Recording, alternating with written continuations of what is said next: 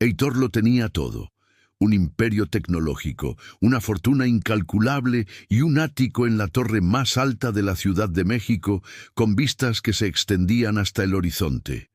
Pero a sus 38 años, su vida era un edificio de cristal, impecable, impresionante y completamente vacío por dentro.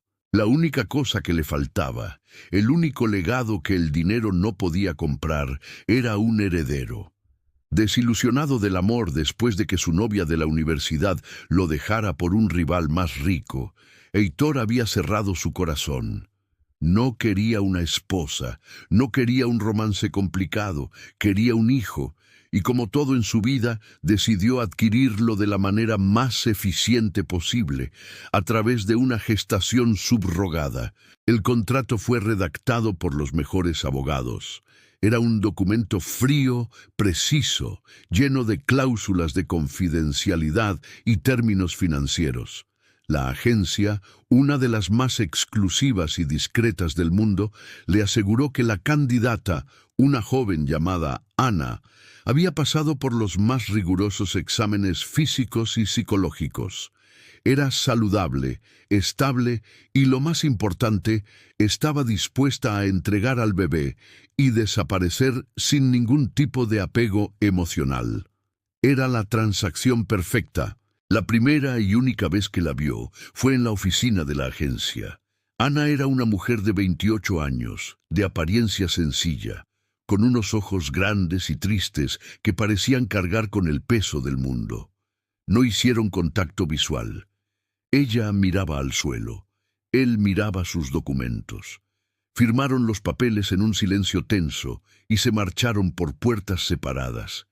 Para Heitor, ella no era una persona, era un servicio, un vientre contratado para cumplir un propósito. Lo que él no sabía es que detrás de esos ojos tristes se escondía el único secreto capaz de derretir el hielo de su corazón. Ana se mudó al lujoso y anónimo departamento que la agencia había preparado para ella. Los primeros meses de embarazo pasaron en una soledad silenciosa. Tenía todo lo que necesitaba: la mejor comida, vitaminas, un chofer a su disposición. Pero no tenía a nadie. Había aceptado ese acuerdo por una razón desesperada. Su hermano menor necesitaba un trasplante de médula ósea urgente y costoso que el seguro no cubría. El dinero que recibiría por ser madre sustituta era la única esperanza de su familia. Ella se aferraba a esa razón cada vez que la soledad amenazaba con consumirla. Hablaba con el bebé en su vientre, le contaba historias, le cantaba viejas canciones de cuna que su abuela le había enseñado. Era su único consuelo. Heitor, por su parte, cumplía su parte del trato con una eficiencia robótica. Las transferencias de dinero se hacían puntualmente. Su asistente llamaba una vez por semana para asegurarse de que la gestante no necesitara nada. Pero él nunca llamaba, nunca preguntaba. Todo cambió durante el 5.º mes. Una complicación menor, una subida de presión, obligó a Ana a guardar reposo absoluto. El médico, preocupado por el estrés, sugirió que el padre debería involucrarse un poco más para darle tranquilidad. Presionado por la agencia y por el miedo de que su inversión corriera peligro, Heitor aceptó a regañadientes visitarla una vez por semana. Sus primeras visitas fueron incómodas. Se sentaba en el sillón más alejado, revisando correos en su celular, mientras ella permanecía en la cama. Hablaban del clima, de las recomendaciones del médico, conversaciones estériles entre dos extraños unidos por un contrato. Pero poco a poco el silencio comenzó a llenarse. Fue ella quien rompió el hielo. Un día le preguntó sobre un libro de arquitectura que él estaba leyendo. «Mi papá era carpintero», dijo ella con una pequeña sonrisa. «Siempre me fascinó cómo convertía un montón de madera en algo hermoso». Por primera vez, Heitor levantó la vista de su pantalla y la miró de verdad. Vio un destello de inteligencia y curiosidad en sus ojos que lo sorprendió. Comenzaron a hablar. de libros, de arte, de sueños. Él descubrió que ella era increíblemente culta, que había abandonado la carrera de historia del arte para cuidar de su familia.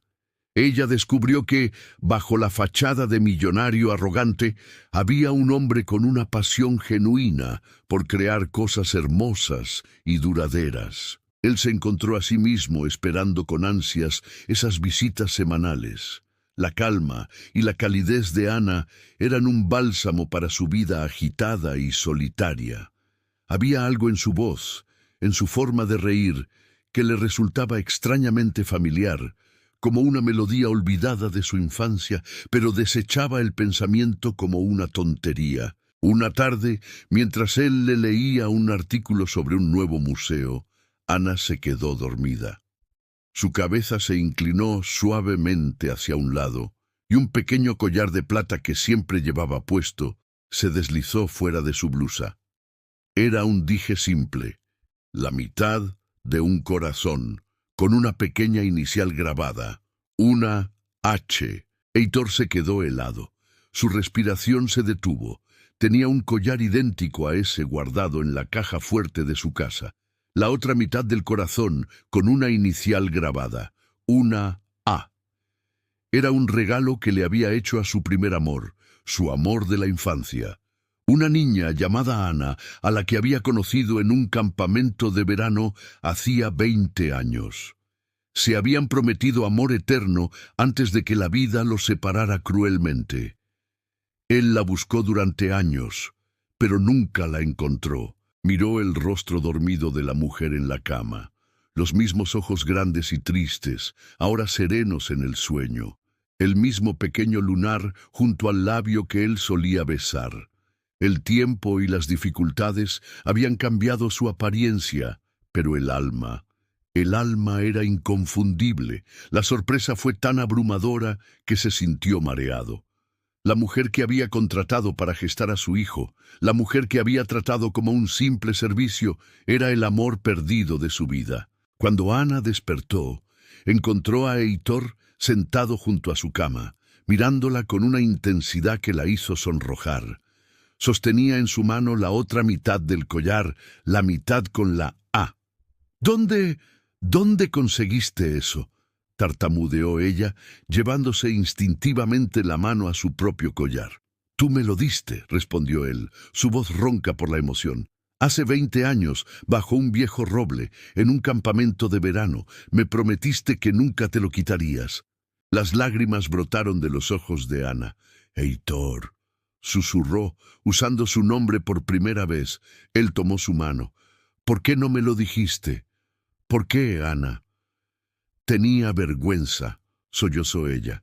Mírame, no soy la niña que conociste. La vida ha sido dura. Cuando te vi en la oficina de la agencia, tan poderoso, tan lejano, no podía. Y luego, este contrato. Soy la madre sustituta de tu hijo. ¿Cómo podía decirte que era la chica a la que una vez le prometiste amor eterno? Heitor sintió una oleada de culpa y arrepentimiento. Había sido tan ciego. La había tenido frente a él todo este tiempo. Perdóname, dijo. Perdóname por no haberte visto, por haberte tratado como a una extraña. Se inclinó y la besó, no como un cliente a su empleada, sino como un hombre que finalmente había encontrado el hogar que había perdido hacía tanto tiempo.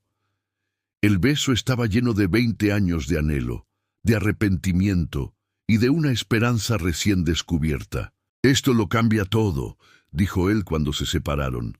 No, no lo cambia, respondió ella secándose las lágrimas. Sigo siendo la madre sustituta de tu hijo. Hay un contrato.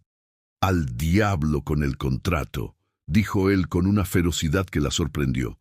Ana, te encontré. No voy a perderte de nuevo. No sé cómo, pero vamos a resolver esto. Seremos una familia. Tú, yo y nuestro hijo. Pero la realidad era mucho más complicada que un deseo apasionado. El contrato que habían firmado era férreo, y la agencia que los había unido tenía sus propias reglas, reglas que no estaban dispuestas a romper por una simple historia de amor reencontrado. La batalla por su futuro apenas comenzaba. La directora de la agencia, una mujer fría y pragmática llamada señora Ferrer, fue inflexible. Un contrato es un contrato, señor Rivas. La señorita Ana aceptó los términos. La gestación es un servicio. Sus sentimientos personales son irrelevantes. No son irrelevantes cuando la mujer que gesta a mi hijo es el amor de mi vida, replicó Heitor. Eso solo complica las cosas. La cláusula de no contacto personal fue violada. Legalmente, usted ha incumplido el contrato. Podríamos iniciar un proceso en su contra, amenazó ella. Heitor se dio cuenta de que estaba atrapado. Si luchaba legalmente, podría arriesgarse a un escándalo público e incluso a perder derechos sobre su propio hijo. Ana, por su parte, estaba aterrorizada. Lo último que quería era causar problemas que pudieran perjudicar a Heitor o al bebé. Decidieron seguir el juego, por ahora. Continuaron con las visitas, pero la dinámica había cambiado. Ya no eran patrón y empleada, sino dos enamorados fingiendo ser extraños, robando miradas, rozando sus manos cuando nadie miraba. Heitor comenzó a buscar una salida legal, consultando a su propio equipo de abogados en secreto. Mientras tanto, el embarazo de Ana avanzaba. El vínculo entre ellos se hacía más fuerte cada día. Él la acompañaba a cada ecografía, sus manos entrelazadas mientras escuchaban el latido del corazón de su hijo. Una noche, mientras estaban sentados en el balcón del departamento de Ana, mirando las luces de la ciudad, ella le confesó la verdadera razón de su decisión. Le habló de la enfermedad de su hermano, de la desesperada necesidad de dinero para el trasplante. No lo hice por avaricia, Heitor. Lo hice por amor a mi familia, dijo con lágrimas en los ojos. Él la abrazó con fuerza. Lo sé, y es por eso que te amo, porque tienes el corazón más noble que he conocido. Al día siguiente, sin decirle nada a Ana, Heitor contactó al hospital donde estaba internado su hermano y cubrió anónimamente el costo total del tratamiento. El día que nació el bebé, un niño sano y fuerte al que llamaron Leo, Heitor estaba a su lado en la sala de partos, sosteniendo su mano. Cuando el médico puso al pequeño en los brazos de Ana, ambos lloraron de alegría. Era su hijo, nacido de una situación imposible, pero concebido en un amor que había sobrevivido al tiempo. Con Leo en sus brazos, Heitor supo que ya no podía seguir fingiendo. Tomó una decisión. Al día siguiente, convocó una rueda de prensa. Con Ana a su lado, sosteniendo a su hijo, contó toda la historia. La promesa de la infancia, el reencuentro inesperado, el contrato de gestación subrogada, el amor que renació. El escándalo fue enorme, pero la reacción del público fue abrumadoramente positiva. La gente se conmovió con su historia de amor. La agencia, temiendo la mala publicidad, se vio obligada a anular el contrato, liberando a Ana de cualquier obligación. Un mes después se casaron, no en un gran evento social, sino en una ceremonia íntima en el jardín de la casa de Heitor, bajo el mismo tipo de roble donde se habían hecho su primera promesa 20 años atrás. «¿Recuerdas lo que me prometiste ese día?», le susurró él. «Prometimos que nos encontraríamos de nuevo», respondió ella sonriendo. «Y lo hicimos», dijo él besándola, «incluso cuando el destino hizo todo lo posible por mantenernos separados». La familia de Ana, aliviada y agradecida por la recuperación de su hijo, los recibió con los brazos abiertos. Y Heitor, el hombre que solo quería un heredero, descubrió que había encontrado algo infinitamente más valioso, una familia completa, construida sobre los cimientos de un amor de infancia que resultó ser más fuerte que el tiempo, la distancia y cualquier contrato que el dinero pudiera comprar.